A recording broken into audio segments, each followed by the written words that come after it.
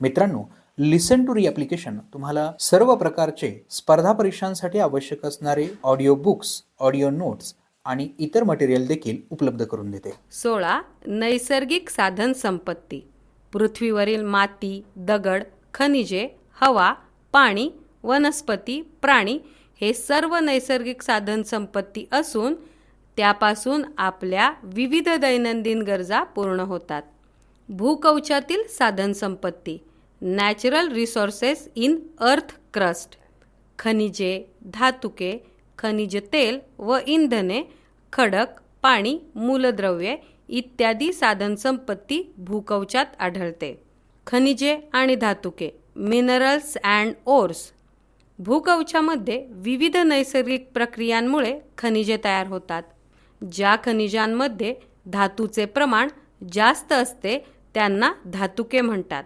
धातुकांचे निष्कर्षण व शुद्धीकरण करून धातू प्राप्त करतात. खनिजांमध्ये विशिष्ट रंग, चकाकी, काठिण्यता, आकार, भेगा, छटा इत्यादी गुणधर्म आढळतात. धातुकांमध्ये असलेल्या वाळू व मातीसारख्या अशुद्धीला मृदा अशुद्धी असे म्हणतात. खनिज आणि स्रोत. खनिज, मॅग्नेटाइट व अभ्रक. स्रोत, भूकवचातील मॅग्मा व ज्वालामुखीच्या उद्रेकातून लावा रस बाहेर पडून थंड झाल्यावर त्याचे स्फटिकात रूपांतर होऊन मॅग्नेटाइट व अभ्रक या खनिजांची निर्मिती होते. खनिज, हॅलाइट व जिप्सम. स्रोत, बाष्पीभवनामुळे द्रवाची वाफ होऊन स्थायूरूप स्फटिक शिल्लक राहतात. त्यातून हॅलाइट व जिप्सम सारखी खनिजे तयार होतात. खनिज, हिरा व ग्रॅफाइट. स्रोत, तापमान व दाबाच्या परिणामामुळे खनिजांचे एका स्वरूपातून दुसऱ्या स्वरूपात रूपांतर होत असते. खनिज, असेंद्रिय खनिजे. स्रोत, असेंद्रिय खनिजांची निर्मिती काही सजीवांमार्फत होते. उदाहरणार्थ कॅल्शियमचे कवच तयार करणारे शंख, शिंपले, माशांची हाडे इत्यादी. काही प्रमुख धातुके व खनिजे. धातुके. 1. अधातू खनिज. खनिज, मॅग्नेटाइट, हेमेटाइट. उपयोग, टाचणी ते शेतीची अवजारे, रेल्वे रूळ व अवजड उद्योगधंद्यात. 2. धातुक मॅग्नीज. खनिज, मँगनीज कार्बोनेट.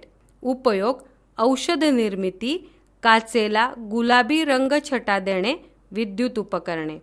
खनिज, सिलिकेट ऑक्साईड. धातुक, बॉक्साईट. खनिज, ॲल्युमिनियम ऑक्साईड. उपयोग, घनता कमी तसेच विद्युत व उष्णता वाहक असल्याने विमाने, वाहतुकीची साधने, विद्युत तारा. धातुके, तांबे. खनिज, तांब, लोह व इतर खनिजांच्या सानिध्यात. उपयोग, विद्युत वाहक तारा, रेडिओ, टेलिफोन, वाहक तसेच भांडी व मूर्तिकाम. धातुके, अभ्रक. खनिज, अभ्रक. उपयोग, विद्युतरोधक, औषधे, रंग, विद्युत यंत्रे व उपकरणे, बिनतारी संदेश यंत्रणा. इंधन. ऊर्जा निर्मितीसाठी दैनंदिन उपयोगात येणाऱ्या विविध पदार्थांना इंधने असे म्हणतात. इंधने स्थायू, द्रव व वायू या अवस्थांमध्ये असतात. दगडी कोळसा.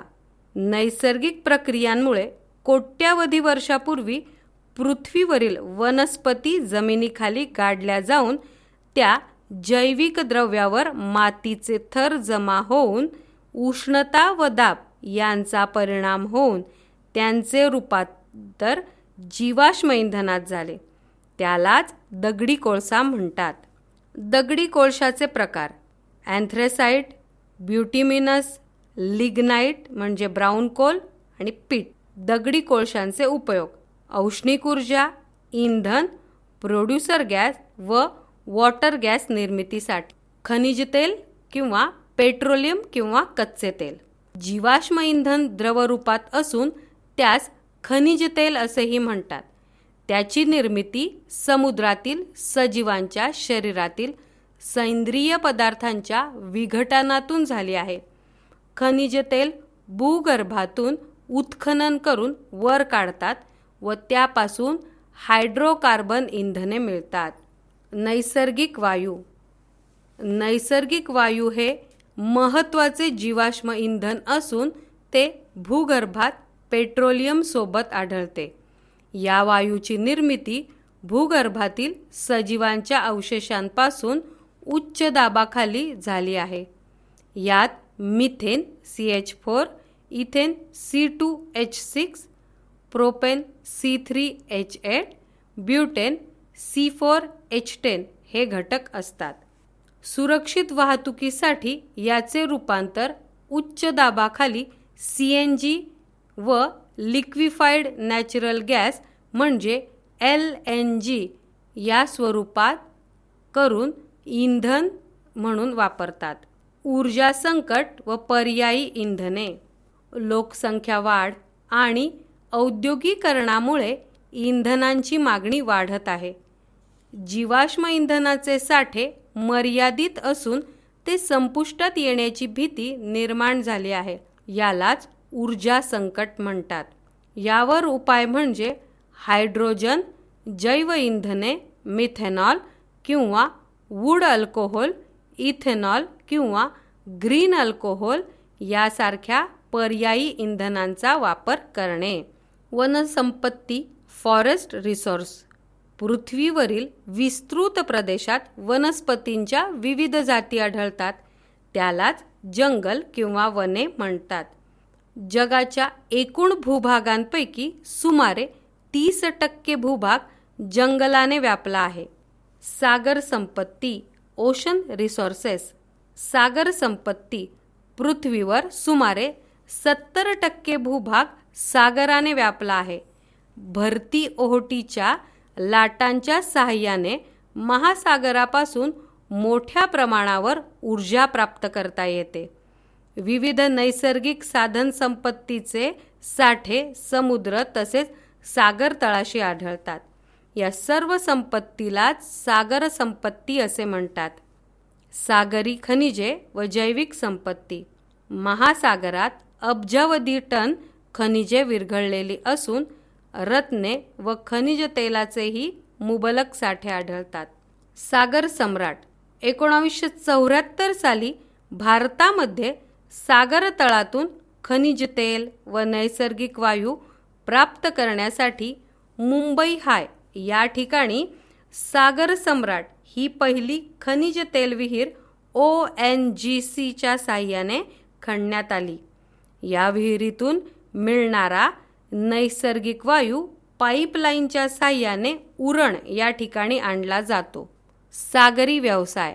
मासेमारी प्रमुख अन्न व्यवसाय. मिठागरे मिठाची शेती. वाहतूक सागरी जलमार्ग. सागरी पर्यटन आर्थिक उत्पन्न. शोभेच्या वस्तू बनवणे आर्थिक उत्पन्न. आमचे असेच ऑडिओ लेक्चर ऐकत राहण्यासाठी तुम्ही या ऑडिओसोबतच्या लिंकवर क्लिक करून प्ले स्टोअरवरून आपले ॲप्लिकेशन डाउनलोड करू शकता. 17. प्रकाशाचे परिणाम. प्रकाशाचे विकिरण. प्रकाश 7 रंगाचा बनलेला असतो. विकिरण म्हणजे प्रकाशकिरणातील घटक किंवा प्रकाशकिरण विखुरणे किंवा पसरणे होय. प्रकाशकिरण सूक्ष्म कणांवर म्हणजे स्थायू द्रववायू यावर आदळले की प्रकाशकिरणातील घटक रंग वेगळे होतात किंवा विखुरतात. झरोक्यातून येणारे प्रकाशकिरण धूलिकणांवर आदळून विखरले जातात. हे विखुरलेले किरण आपल्या डोळ्यात येतात व त्यामुळे आपल्याला प्रकाश झोत आणि त्यात तरंगणारे धूलिकण दिसू शकतात. सूर्यप्रकाश पृथ्वीच्या वातावरणात आल्यावर वातावरणातील नायट्रोजन, ऑक्सिजन इत्यादी वायूंमुळे त्यातील घटक रंग विखुरले जातात. यामध्ये निळ्या रंगाचे विकिरण सर्वात जास्त होते. त्यामुळे आकाशाचा रंग पृथ्वीवरून निळा दिसतो. पृथ्वीवर वातावरण नसते तर विकिरण घडले नसते व आपल्याला दिवसासुद्धा आकाश काळे दिसले असते. वातावरणात निळ्या रंगाचे विकिरण सर्वाधिक होत असल्यामुळे कृत्रिम उपग्रहाने अवकाशातून घेतलेल्या छायाचित्रात पृथ्वी निळसर दिसते.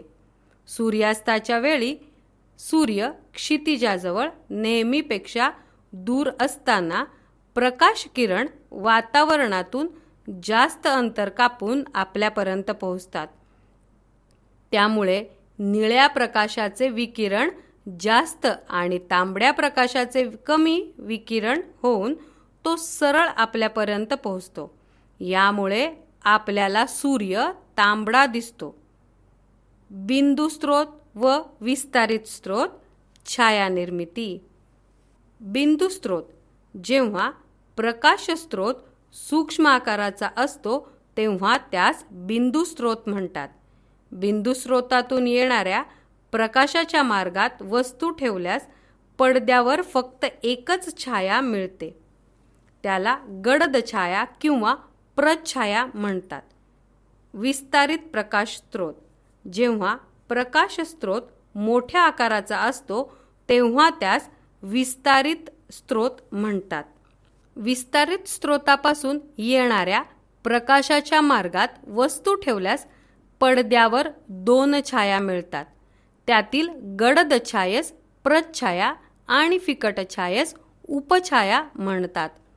वस्तूचा आकार विस्तारित स्रोतापेक्षा मोठा असल्यास पडदा दूर नेताना दोन्ही छायांचे आकार वाढत जातात. वस्तूचा आकार विस्तारित स्रोतापेक्षा लहान असल्यास पडदा दूर नेताना प्रच्छाया लहान होत जाऊन काही अंतराने ती नाहीशी होते. ग्रहण. सूर्याभोवती विविध भ्रमणकक्षांमध्ये फिरणारे चंद्र आणि पृथ्वी जेव्हा सूर्याच्या एका सरळ रेषेत येतात तेव्हा ग्रहणाची स्थिती असते. सूर्यग्रहण. सूर्य हा आकाराने प्रचंड मोठा विस्तारित प्रकाशाचा स्रोत आहे. जेव्हा सूर्य व पृथ्वी यांच्यामध्ये चंद्र असतो तेव्हा चंद्रामुळे सूर्यप्रकाश अडतो व चंद्राची सावली पृथ्वीवर पडते. या सावलीच्या भागातून सूर्यबिंब दिसत नाही किंवा अंशतः दिसते. या घटनेला सूर्यग्रहण म्हणतात. जेव्हा सूर्यबिंब चंद्राने पूर्णपणे झाकलेले असते तेव्हा त्यास खग्रास सूर्यग्रहण, तर सूर्यबिंब चंद्राने पूर्ण झाकलेले नसते तेव्हा त्यास खंडग्रास सूर्यग्रहण म्हणतात. सूर्याची हानिकारक अतिनील किरणे सूर्यग्रहणाच्या वेळी देखील पृथ्वीवर येतात. त्यामुळे सूर्यग्रहण उघड्या डोळ्यांनी न पाहता विशिष्ट प्रकारचे चष्मे वापरून पाहावे लागते. सूर्यग्रहणाची स्थिती फक्त अमावस्येच्या दिवशीच असते, परंतु सर्वच अमावस्यांना मात्र सूर्यग्रहण दिसत नाही. चंद्रग्रहण. जेव्हा सूर्य आणि चंद्र यांच्या दरम्यान पृथ्वी येते तेव्हा पृथ्वीमुळे सूर्यप्रकाश अडवला जाऊन पृथ्वीची सावली चंद्रावर पडते. या घटनेला चंद्रग्रहण म्हणतात. चंद्रावर पूर्णपणे पृथ्वीची सावली असेल तर त्यास खग्रास चंद्रग्रहण, तसेच चंद्राच्या काही भागावरच पृथ्वीची सावली पडली तर त्यास खंडग्रास चंद्रग्रहण असे म्हणतात. चंद्रग्रहण फक्त पौर्णिमेच्या दिवशीच होते, परंतु सर्वच पौर्णिमांना चंद्रग्रहण होत नाही. पिधान. जेव्हा एखादा ग्रह किंवा तारा चंद्राच्या मागे झाकला जातो तेव्हा त्या घटनेला पिधान म्हणतात. नोव्हेंबर 2016 मध्ये चंद्राच्या मागे रोहिणी हा तारा झाकला गेल्यामुळे पिधान ही घटना घडली होती. शून्य छाया दिन. ज्या दिवशी सूर्य पूर्णपणे आपल्या माथ्यावर आल्याने आपली सावली नाहीशी झाल्याचे दिसते तेव्हा त्यास शून्य छाया दिन म्हणतात. कर्कवृत्त व मकरवृत्त यांच्या दरम्यान असलेल्या प्रदेशात 23.5 अंश उत्तर ते 23.5 अंश दक्षिण सहसा ही घटना पाहायला मिळते. आमचे असेच ऑडिओ लेक्चर ऐकत राहण्यासाठी तुम्ही या ऑडिओसोबतच्या लिंकवर क्लिक करून प्ले स्टोअरवरून आपले ॲप्लिकेशन डाउनलोड करू शकता. 18 ध्वनी ध्वनीची निर्मिती. ध्वनी निर्मिती. वस्तूच्या कंपनांमुळे ध्वनी निर्मिती होते. ध्वनीची उंची. भारतीय संगीतात सा, रे, ग, म, प, ध, नी हे 7 स्वर वाढणाऱ्या उंचीचे म्हणजेच वाढणाऱ्या वारंवारतेचे आहेत. स्वरांच्या या उंचीला ध्वनीची वारंवारिता असे म्हणतात. नियतकालिक गती. Periodic motion. वस्तू कंप पावताना मध्यस्थितीपासून एका बाजूला जाऊन पुन्हा मध्यस्थितीत येते. या गतीला त्या वस्तूची नियतकालिक गती म्हणतात. दोलन गती. झोपाळा हा एक प्रकारचा दोलक असून त्याची गती ही दोलन गती आहे. साधा दोलक. ऑसिलेटरी और सिंपल पेंड्युलम. मध्यस्थितीच्या एका बिंदूपासून दुसऱ्या बिंदूकडे विशिष्ट कालावधीत पुन्हा पुन्हा पुढे मागे होणारी वस्तू म्हणजे साधा दोलक होय. दोलकाची दोलनगती. Oscillatory motion of oscillator. मध्यस्थितीपासून पुन्हा पुन्हा पुढे मागे होणारी दोलकाच्या गतीला दोलनगती म्हणतात. दोलकाचे दोलन. Oscillation of an oscillator. दोलक एका टोकापासून दुसऱ्या टोकापर्यंत जाऊन पुन्हा पहिल्या टोकापर्यंत आल्यावर एक दोलन पूर्ण होते. आयाम. दोलायमान अवस्थेत असलेल्या वस्तूने मध्यस्थितीपासून कोणत्याही एका बाजूस कापलेल्या जास्तीत जास्त अंतरास त्या कंपनाचा आयाम म्हणतात. लंबक. सुमारे अर्धा मीटर लांब दोरीच्या टोकास एक छोटा लोखंडी किंवा लाकडी गोळा बांधून दोरीचे दुसरे टोक आधारकाला बांधून तो गोळा हवेत टांगल्यास जो दोलक तयार होतो त्याला लंबक म्हणतात. स्थितिस्थापकता. इलॅस्टिसिटी. ताणलेले रबर सोडून दिल्यास ते पुन्हा मूळ स्थितीत येण्याच्या गुणधर्माला स्थितिस्थापकता किंवा प्रत्यास्थता म्हणतात. स्थितिस्थापकतेमुळे ताणलेल्या रबरामध्ये कंपने निर्माण होतात. लंबकाचे दोलन होत असताना पृथ्वीचे गुरुत्वाकर्षण त्यावर कार्य करते. दोलकाचा दोलनकाळ. Time period of oscillation. व्याख्या. दोलकाला एक दोलन पूर्ण करण्यासाठी लागणाऱ्या कालावधीला दोलनकाल म्हणतात. संज्ञा दोलनकाल टी या चिन्हाने दर्शवतात. एकक सेकंद. दोलकाची वारंवारता. Frequency of oscillation. व्याख्या. दोलकाने एका सेकंदात पूर्ण केलेल्या दोलनसंख्येला त्याची वारंवारता असे म्हणतात. एकक हर्ट्झ. चिन्ह वारंवारता एन या चिन्हाने दर्शवतात. दोलकाची लांबी, त्याचा दोलनकाळ आणि वारंवारता यांचा परस्पर संबंध. दोलकाचा दोलनकाळ त्याच्या लांबीवर अवलंबून असून लांबी वाढल्यास दोलनकाळ वाढतो आणि लांबी कमी झाल्यास दोलनकाळ कमी होतो. वारंवारता देखील दोलकाच्या लांबीनुसार बदलते. दोलकाची लांबी वाढल्यास वारंवारता कमी होते आणि लांबी कमी झाल्यास वारंवारता वाढते. साध्या दोलकाचा दोलनकाळ त्याच्या आयामावर अवलंबून नसतो. तसेच दोलकाची वारंवारतासुद्धा आयामावर अवलंबून नसते. म्हणजेच आयाम बदलला तरी वारंवारता बदलत नाही. ध्वनीची उच्च नीचता. High and low pitch of sound. कंप पावणाऱ्या तारेवरील ताण वाढला की वारंवारता वाढते आणि ध्वनी उच्च असतो, तर ताण कमी केल्यास वारंवारता कमी होते व ध्वनी नीचतम असतो. ध्वनीच्या या स्वरूपाला उच्च नीचता म्हणतात. ध्वनीची तीव्रता आणि ध्वनीची पातळी. Intensity of sound and sound level. ध्वनीची तीव्रता आणि ध्वनीची पातळी या 2 भिन्न राशी असून त्या ध्वनीचा लहान मोठेपणा व्यक्त करतात. ध्वनीची तीव्रता कंपनांच्या आयामाच्या वर्गाच्या समप्रमाणात असते. म्हणजेच आयाम दुप्पट झाल्यास ध्वनीची तीव्रता चौपट होते. ध्वनी पातळीचे एकक. ध्वनी पातळीचे एकक डेसिबल हे आहे. अलेक्झांडर ग्रॅहम बेल याच्या सन्मानार्थ ध्वनीच्या पातळीच्या एककाला डेसिबल हे नाव देण्यात आले. विविध ध्वनींची ध्वनी पातळी: ऐकण्याची क्षमता 0 डेसिबल, श्वासोच्छ्वास 10 डेसिबल, कुजबूज 5 मीटर अंतरावर 30 डेसिबल, सामान्य संभाषण 60 डेसिबल, व्यस्त वाहतूक 70 डेसिबल, कारखाने 80 डेसिबल, जेट इंजिन 130 डेसिबल, कानठळ्या बसणे 120 डेसिबल. 1000 हर्ट्झ वारंवारता व 100 डेसिबलपेक्षा जास्त पातळीच्या ध्वनीमुळे ऐकण्याच्या क्षमतेत तात्पुरता फरक पडून काही काळ बहिरेपणा येऊ शकतो.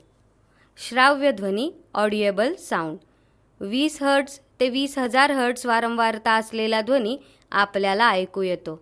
यालाच श्राव्य ध्वनी म्हणतात. अवश्राव्य ध्वनी इन्फ्रासॉनिक साऊंड: ज्या ध्वनीची वारंवारता 20 हर्ट्झपेक्षा कमी असते व तो ध्वनी आपणास ऐकू येत नाही, त्या ध्वनीला अवश्राव्य ध्वनी म्हणतात. हा ध्वनी ब्लू व्हेल मासे, हत्ती, पाणघोडा, गेंडा हे प्राणी निर्माण करू शकतात, तसेच ऐकूही शकतात. श्राव्यातीत ध्वनी अल्ट्रासॉनिक साऊंड: 20,000 हर्ट्झपेक्षा जास्त वारंवारता असलेल्या ध्वनीला श्राव्यातीत ध्वनी म्हणतात. हा ध्वनी मानवास ऐकू येत नाही, परंतु कुत्रा, मांजर, डॉल्फिन, सी लायन आणि वटवाघूळ यासारखे प्राणी हा ध्वनी ऐकू शकतात. श्राव्यातीत ध्वनीचे उपयोग: घड्याळाचे सूक्ष्म भाग तसेच नाजूक दागिन्यांच्या स्वच्छतेसाठी, शरीराच्या अंतर्भागांचे निरीक्षण करण्यासाठी, मेंदूतील गाठी ओळखणे तसेच धातूमधील दोष ओळखण्यासाठी, रडार यंत्रणेत तसेच सूक्ष्मजीव व कीटक नष्ट करण्यासाठी, समुद्रतळाची खोली मोजण्यासाठी किंवा जहाजाची स्थिती मोजण्यासाठी सोनार म्हणजेच साऊंड नेव्हिगेशन अँड रेंजिंग हे तंत्रज्ञान वापरले जाते. ध्वनीची उच्च नीचता आणि वारंवारता यातील संबंध: वारंवारता जास्त असल्यास ध्वनी उच्चतम असतो, तर वारंवारता कमी असल्यास ध्वनी नीचतम असतो. आमचे असेच ऑडिओ लेक्चर ऐकत राहण्यासाठी तुम्ही या ऑडिओसोबतच्या लिंकवर क्लिक करून प्ले स्टोअरवरून आपले ॲप्लिकेशन डाउनलोड करू शकता. 19. चुंबकीय क्षेत्राचे गुणधर्म: चुंबकत्व, मॅग्नेटिझम. चुंबक निर्मितीच्या पद्धती: पोलादाच्या पट्टीत एकस्पर्शी आणि द्विस्पर्शी पद्धतींनी चुंबकत्व निर्माण करता येते. मोकळ्या टांगलेल्या स्थितीत चुंबक नेहमी दक्षिणोत्तर दिशेला स्थिर राहतो. पृथ्वीसुद्धा एक प्रकारचा मोठा चुंबक असावा ही संकल्पना प्रथम विल्यम गिल्बर्ट यांनी मांडली. चुंबक सूची: मॅग्नेटिक निडल. क्षितिज समांतर प्रतलात मुक्तपणे फिरू शकणारी चुंबक सूची उत्तर आणि दक्षिण दिशा दर्शवण्यासाठी वापरली जाते. होकायंत्र. दिशा दर्शवण्यासाठी होकायंत्रात चुंबक सूचीचा उपयोग केला जातो. चुंबकीय क्षेत्र मॅग्नेटिक फील्ड. चुंबकाभोवती ज्या भागात चुंबकीय बलाचा परिणाम दिसून येतो त्यास चुंबकीय क्षेत्र म्हणतात. चुंबकीय बलरेषा मॅग्नेटिक लाईन्स ऑफ फोर्स. पट्टीय चुंबकाच्या एका टोकापासून दुसऱ्या टोकापर्यंत जाणाऱ्या अदृश्य रेषांना चुंबकीय बलरेषा असे म्हणतात. चुंबकीय बलरेषांचे गुणधर्म: properties magnetic lines of force. British संशोधक मायकेल फॅरेडे यांनी पहिल्यांदा चुंबकीय बलरेषांची संकल्पना मांडली. या बलरेषांचे गुणधर्म: चुंबकीय बलरेषा या काल्पनिक रेषा असतात.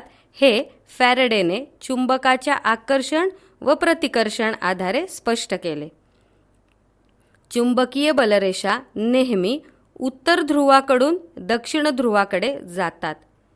चुंबकीय बलरेषा एखाद्या स्प्रिंगसारख्या ताणलेल्या स्वरूपात दिसतात. चुंबकीय बलरेषा एकमेकांना दूर ढकलतात, म्हणजेच चुंबकीय बलरेषा एकमेकांना छेदत नाहीत. एखाद्या बिंदूजवळ असणाऱ्या चुंबकीय बलरेषांची संख्या ही तेथील चुंबकीय क्षेत्राच्या तीव्रतेवर अवलंबून असते. चुंबकीय बलरेषा ही सदिश राशी आहे. चुंबकीय क्षेत्राची तीव्रता, इंटेन्सिटी ऑफ मॅग्नेटिक फील्ड. एक एकक क्षेत्रफळातून त्या भागाला किती बलरेषा लंबरूप दिशेने जातात त्यावरून त्या ठिकाणी असलेल्या चुंबकीय क्षेत्राची तीव्रता कळते. चुंबकीय क्षेत्रात जेथे बलरेषा विरळ असतात तेथे चुंबकीय क्षेत्राची तीव्रता कमी, तर जेथे त्या बलरेषा दाट असतात तेथे चुंबकीय क्षेत्राची तीव्रता जास्त असते. चुंबकीय क्षेत्राची वेधन क्षमता, penetrating ability of magnetic field. चुंबकीय क्षेत्राची वेधन क्षमता म्हणजे चुंबकीय क्षेत्र पुठ्ठ्यातून, पाण्यातून तसेच प्लॅस्टिकच्या बाटलीतून आरपार जाऊ शकते. विद्युत चुंबक. मृदू लोखंडाच्या पट्टीतून विद्युत तारा प्रवाहित केल्यास त्यात तात्पुरत्या स्वरूपाचे चुंबकत्व निर्माण होते, त्यालाच विद्युत चुंबक म्हणतात. धातुशोधक यंत्रे, मेटल डिटेक्टर्स व त्यांचा उपयोग. या यंत्रांचे कार्य विद्युत चुंबकाच्या गुणधर्मावर आधारित आहे. ही यंत्रे विमानतळ, बस स्टँड, मंदिरे, इमारती, मॉल, चित्रपटगृह यासारख्या अतिमहत्त्वाच्या तसेच संवेदनशील ठिकाणी येणाऱ्या व्यक्तींना सुरक्षिततेच्या तपासणीसाठी वापरतात. मौल्यवान वस्तू शोधण्यासाठी किंवा अन्नपदार्थात लोखंडासारखी घातक वस्तू मिसळली असल्यास शोधण्यासाठी या यंत्राचा उपयोग होतो. भूगर्भशास्त्रात धातूचे साठे व प्रमाण शोधण्यासाठी यांचा उपयोग केला जातो. लिसन टू री ॲप्लिकेशन तुम्हाला सर्व स्पर्धा परीक्षांसाठी आवश्यक असणारी ऑडिओ नोट्स, ऑडिओ बुक्स आणि इतर मटेरियल देखील उपलब्ध करून देते. चला तर मित्रांनो, भेटूयात पुढच्या लेक्चरमध्ये. तोपर्यंत धन्यवाद.